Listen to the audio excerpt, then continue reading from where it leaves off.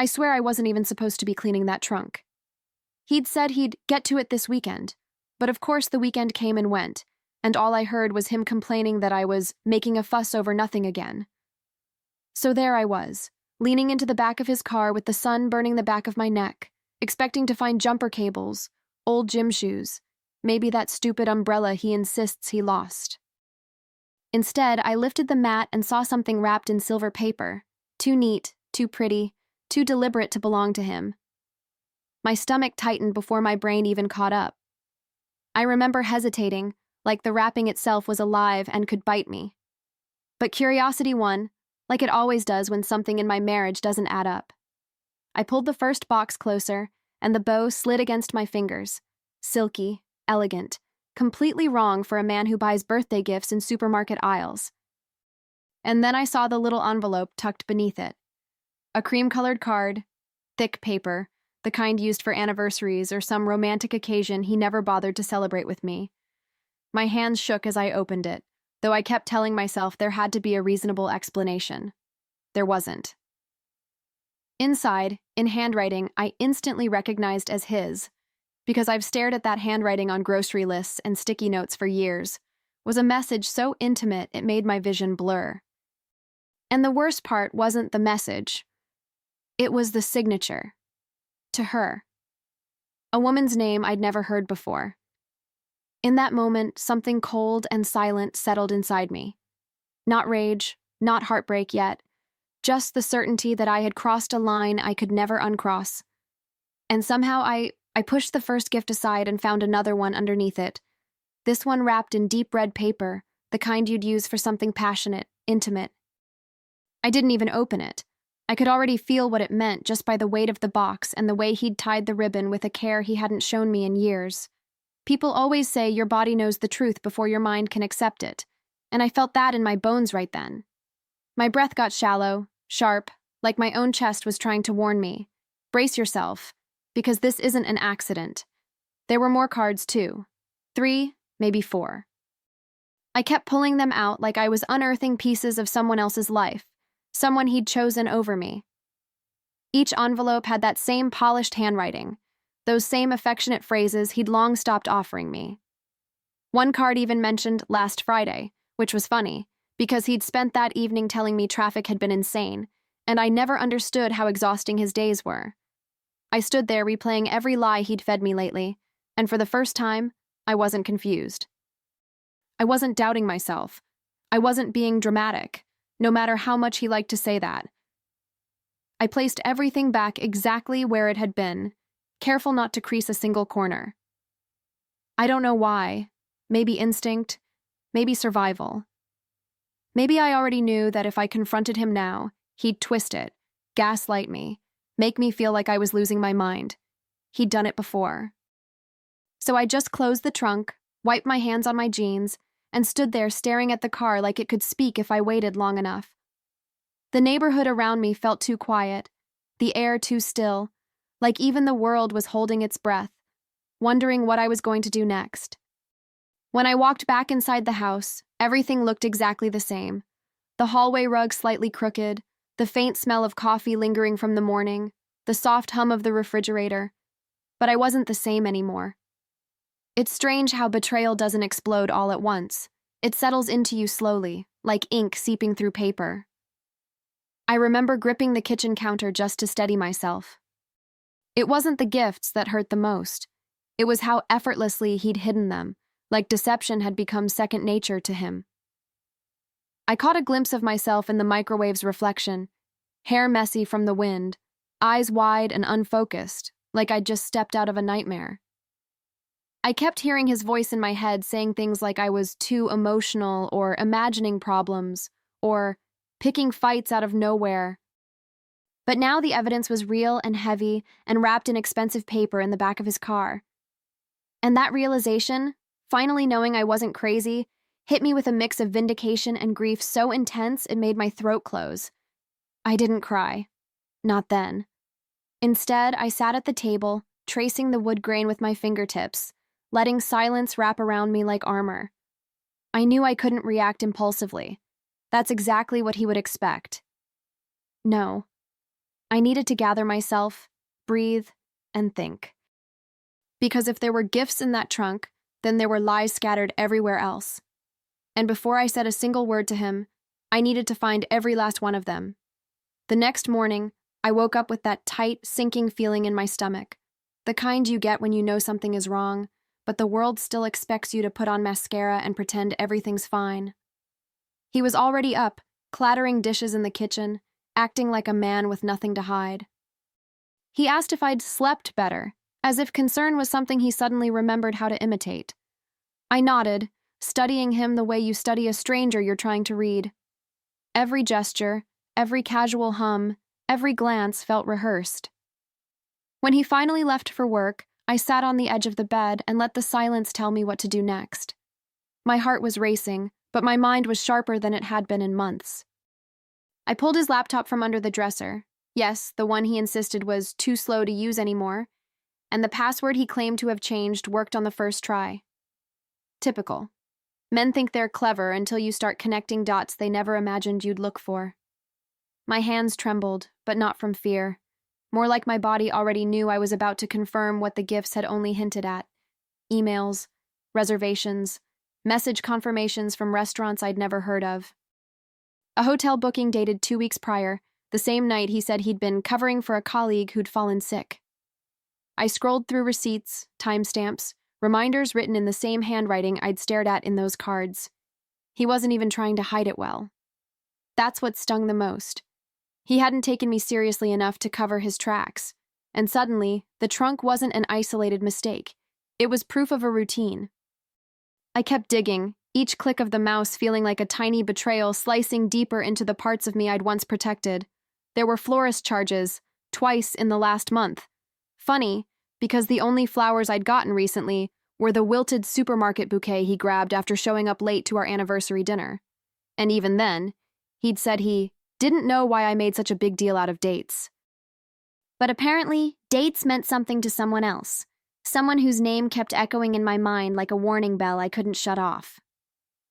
I opened his banking app next, praying, ridiculously, that I'd find nothing, that somehow the universe had played some cruel joke on me with those gifts.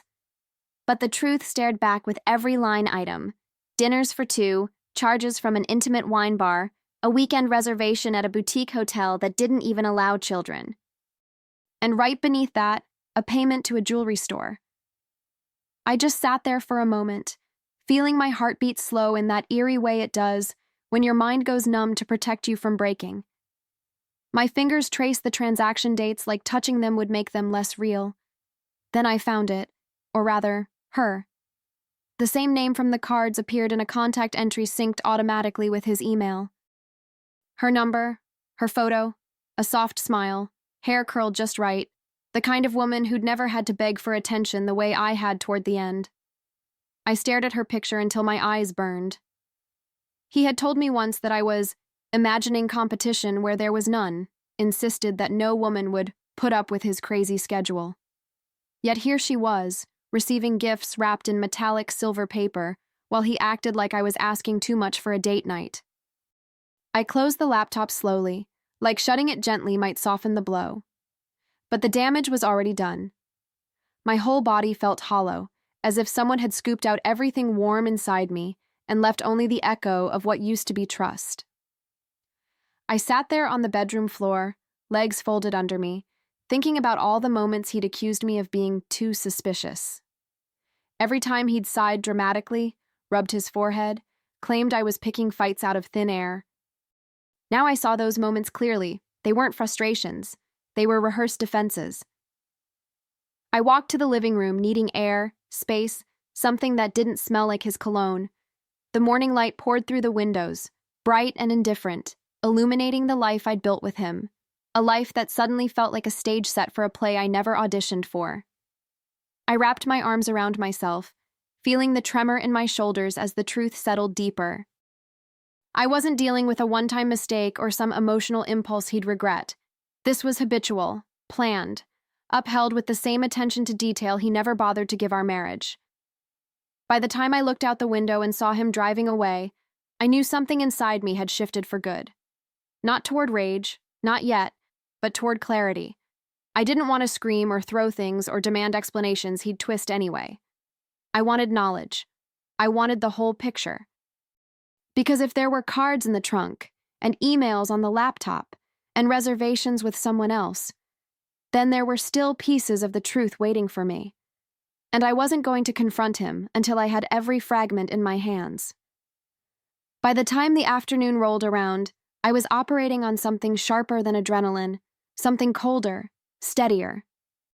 I started with the obvious places, checking his coat pockets, the glove compartment, the side table where he tossed loose change and hotel pens. I found a receipt from a restaurant he'd sworn he didn't even like, dated the same night he'd told me he was too exhausted to meet for dinner. My fingers tightened around the paper before I forced myself to flatten it out. Evidence. That's all it was now. Not pain, not shock. Just confirmation stacking neatly in a file I was building in my mind. I opened a drawer in his office and found an envelope with her name scribbled in the corner. My chest tightened involuntarily, but I didn't let myself spiral. Inside was a small printed photo, her, smiling brightly as if the world revolved around her. A candid shot, one I doubt she knew he'd kept. I studied her face closely, searching for what he'd found so irresistible. She looked ordinary. Pretty, yes, but not extraordinary. And somehow that hurt even more. It meant it wasn't about her being better. It was simply that she wasn't me. I placed everything gently back into its drawer, realizing I was no longer the woman pacing the kitchen in disbelief. I was calculating, observing, preparing. When he came home that night, he'd find me calm, smiling even, the way he always wanted me to be, and he wouldn't suspect a thing. Not yet. Because if I had learned one painful truth in the last 24 hours, it was this. The quiet woman is the one you should fear the most. That evening, I watched him walk through the door with the same casual confidence of a man who believes he has mastered the art of lying. He kissed my cheek, light, distracted, and said he hoped I'd had a more relaxed day. I nodded, swallowing the bitterness that rose in my throat. It was almost laughable how easily he shifted roles. The devoted husband, the overworked victim, the man who insisted I was always reading too much into everything. If he noticed my quietness, he chalked it up to one of my moods, something he'd claimed to tolerate with noble patience. I followed him into the kitchen, watching the way he moved, the little tells I'd started recognizing in him. He kept his phone face down on the counter, something he'd only begun doing recently. When a notification buzzed, he casually slid it closer to himself, pretending he needed to check a work email. I saw the way his shoulders tensed, the brief flicker of guilt he thought he hid so well. It was almost empowering, seeing the cracks in his armor now that I finally knew where to look. While he showered, I made copies of everything I'd gathered so far, photos, receipts, screenshots. I printed them and tucked them into a folder I hid inside my closet, behind a stack of winter clothes. My hands moved steadily, methodically, as if they belonged to someone else entirely. Someone who wasn't wounded but strategic. Someone who'd realized that confronting him now would only give him the chance to spin his usual stories. No. I wanted witnesses. I wanted him cornered, exposed, unable to rewrite the narrative he'd been curating for months. Later that night, while he sprawled on the couch pretending to be exhausted from a long day, I watched him with a clarity that felt almost clinical. He laughed at something on TV, completely unaware that the woman next to him was cataloging every twitch, every sigh, every time he glanced at his phone like it held his real life. It was surreal, sharing a home with someone I suddenly knew so intimately and yet not at all. I felt like an undercover stranger in my own marriage, quietly observing a man who had rehearsed his innocence so many times he believed it himself. At one point, he rested his hand on my knee, a gesture that used to feel comforting. Now it felt like a prop, something he did out of habit rather than affection. He said we should plan a weekend getaway soon, a line so painfully ironic I almost laughed. I just nodded, letting him drown in his own lies while I mentally unfolded the plan forming in my chest, a plan with edges sharp enough to cut. The gifts in the trunk, the cards, the reservations, all of it had given me the fuel I needed. When he finally went to bed, I stayed in the living room, lights dim, heart steady. I knew where this was heading, a confrontation he wouldn't see coming, delivered in a place where he couldn't escape or manipulate the story. Somewhere his mask would finally slip in front of people who mattered. It wasn't about humiliating him. It was about reclaiming the voice he'd spent years twisting into something small and insecure. And as I sat there tracing patterns in the fabric of the couch, I felt the loop closing. The next step wasn't gathering evidence anymore. It was choosing the perfect moment to strike. I chose the moment carefully. His parents' anniversary dinner. A small gathering at their house, nothing extravagant, just family and a few close friends. He'd insisted we attend, said it would mean a lot to them if I showed up with a smile for once. The irony nearly choked me, but I agreed, telling him I'd be ready early. He was thrilled, thought it meant things were smoothing over. Meanwhile, I tucked the folder of evidence into my tote bag, right next to the neatly wrapped gifts I'd taken from the trunk. I didn't even rehearse what I'd say. The truth didn't need polishing. The drive over was painfully normal. He hummed along to the radio, tapped the steering wheel, reached for my hand at a red light as if we were still the couple he pretended we were. I let him. His performance didn't bother me the way it once did. If anything, it gave me a strange sense of power. He had no idea the ground beneath him was about to split open. I watched his profile as he talked about work, about being under a lot of pressure lately, and I wondered if he practiced those lines in the mirror before coming home to me. When we arrived, everyone greeted us warmly, unaware that I carried dynamite disguised as shiny packages and printed papers. His mother hugged me tightly, the kind of embrace that made my chest tighten with guilt. Not for what I was about to do, but for how deeply he'd disappointed the people who still believed in him. I took a seat at the dining table, placing my tote at my feet. My pulse was steady, my breathing even. I wasn't acting out of impulse anymore. This was intentional, measured, the kind of revenge built not from rage, but from clarity. Dinner started out pleasant enough. Small talk, shared stories, the clinking of silverware against plates. He jumped into conversations with that charming, boyish grin he reserved for audiences that adored him. I watched him the way you watch a magician after you've already learned the trick, with quiet amusement, knowing exactly what illusion is coming next. At one point, he even praised me for being in such good spirits lately, as if he were responsible for any lightness that existed in me. I smiled politely, swallowing the urge to laugh at how beautifully timed his self-delusion was. When dessert was served, I knew it was time. The room felt warm, cozy even, like betrayal shouldn't exist in a place lined with family photos and soft lighting. But truth doesn't wait for the right atmosphere. I cleared my throat gently, and everyone turned to me with that kind of expectant attention that made my skin prickle. He glanced at me with mild confusion, a question forming behind his eyes, one he wouldn't like the answer to. I reached down and slowly lifted the silver-wrapped gifts from my tote, placing them neatly in front of me like evidence in a courtroom. He stiffened instantly. I caught the way his jaw tightened, the way his fingers curled slightly around his fork. "Where'd you get those?" he asked, trying and failing to sound casual. I didn't respond right away. Instead, I picked up the first envelope, the one with her name written so elegantly across the front. Then I finally met his eyes, feeling the weight of every lie he'd fed me settle onto the table between us. The room grew silent, thick, as if the air itself understood what was about to happen. I slid the envelope across the table toward him, watching the color drain from his face. "You left these in your trunk," I said softly, almost kindly. "I thought you might want to explain." His mother's fork paused midair. His father leaned back slowly, brows knitting. And he, my husband, looked like a man who'd just realized the trap he'd walked into barefoot.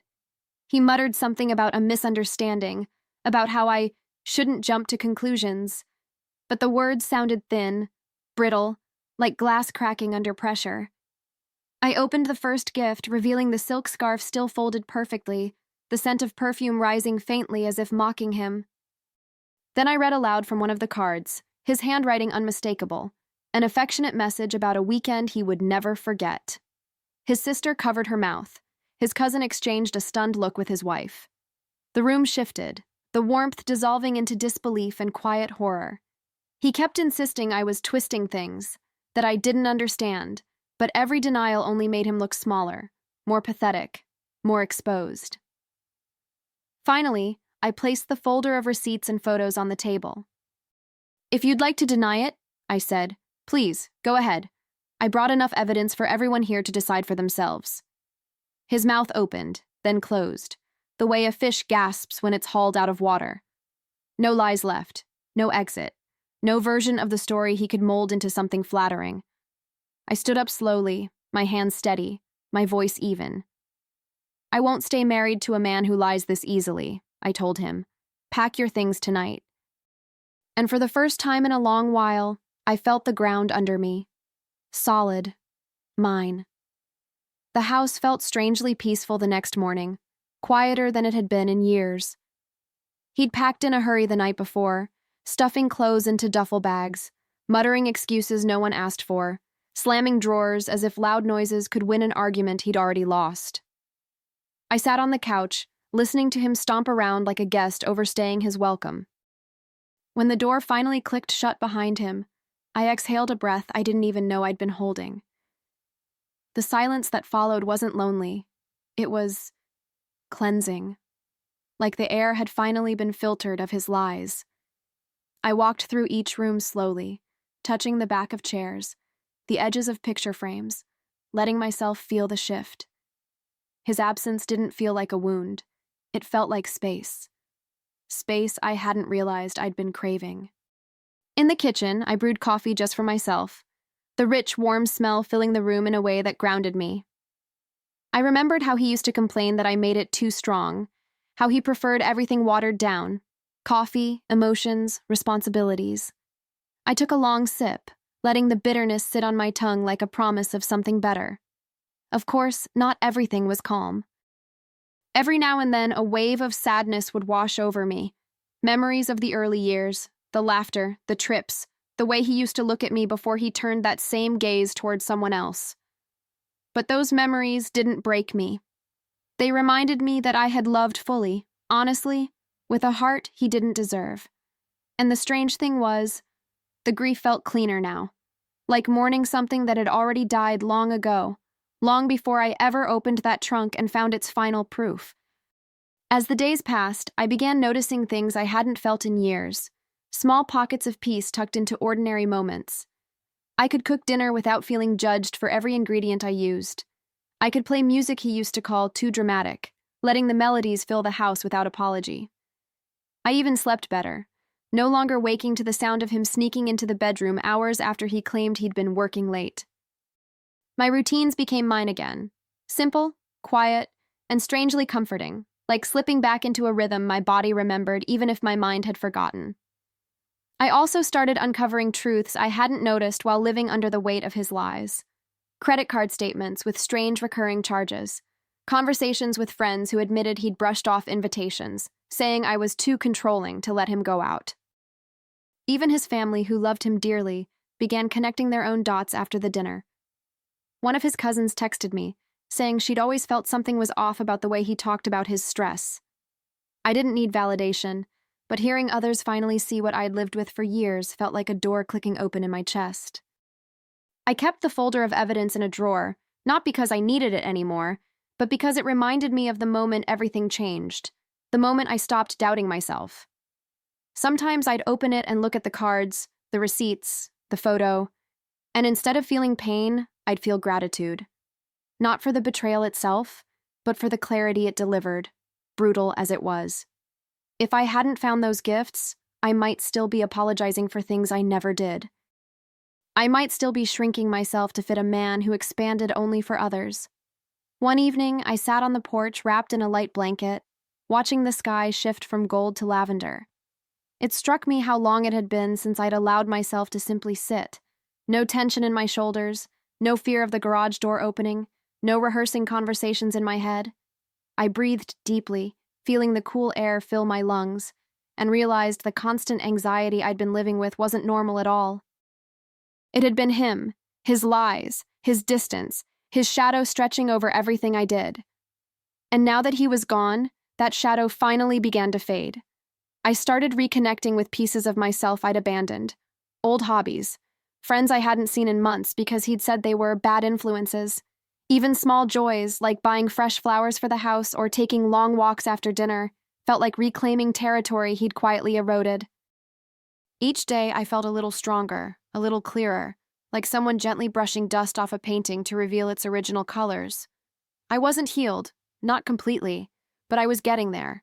And for the first time in a long while, I wasn't afraid of the healing process. By the end of that week, something inside me had shifted into place. I no longer woke wondering what he was doing or who he was with. I didn't replay the confrontation or the lies or the cards in the trunk. My mind finally had room for other things: hope, possibility, freedom. I could almost feel the next chapter of my life waiting just beyond the horizon, patient and open. I wasn't racing toward it. I wasn't hiding from it either. I was simply ready, in a way I hadn't been in years. A few weeks later, I got a message from an unknown number. At first, I almost ignored it. Peace had become something I protected fiercely. But curiosity nudged me, the same way it had the day I opened the trunk. When I tapped the notification, her name appeared on the screen. Her. The woman from the cards. The woman who'd worn the perfume and received the silk scarf.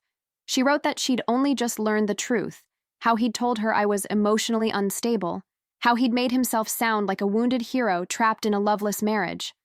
She apologized, said she had no idea. Her words were earnest, trembling. I felt surprisingly little. I told her she didn't owe me anything, and I meant it. She'd been misled too, fed a curated version of him, just like I had been fed excuses and long sighs and accusations for years. She asked if she could drop off the gifts he'd given her, said she didn't want them anymore. I smiled at my phone, feeling a softness in my chest that wasn't forgiveness exactly, more like understanding. I told her to keep them if she wanted, or return them, or burn them. They weren't mine to deal with, not anymore. Then, almost on impulse, I sent her a picture of the wrapped boxes still sitting in my drawer. "You can have these too," I typed. "They were never meant for me." When I put my phone down, I felt something unclench deep inside me. Not triumph. This wasn't about winning. Not closure in the dramatic sense either. Just a quiet, steady acceptance that the life I'd been grieving wasn't real in the first place. I stepped outside, letting the late afternoon sun warm my face, and breathed in the kind of easy air I hadn't tasted in years. My story with him was over, and the next part of my life, one built on truth, not illusions, was finally beginning.